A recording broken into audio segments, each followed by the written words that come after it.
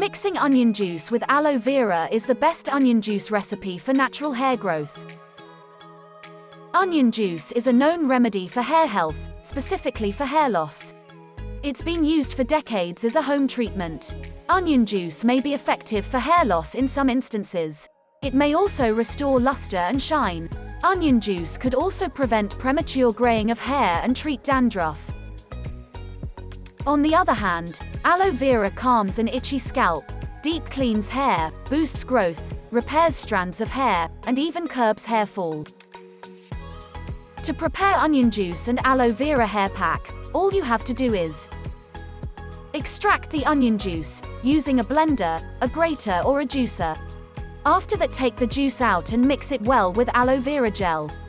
You can also add a few drops of olive oil to it. Now, make the partition of hairs, apply the onion juice and massage your scalp. Leave on for at least 30 minutes, longer if you can tolerate the smell, and then wash it off.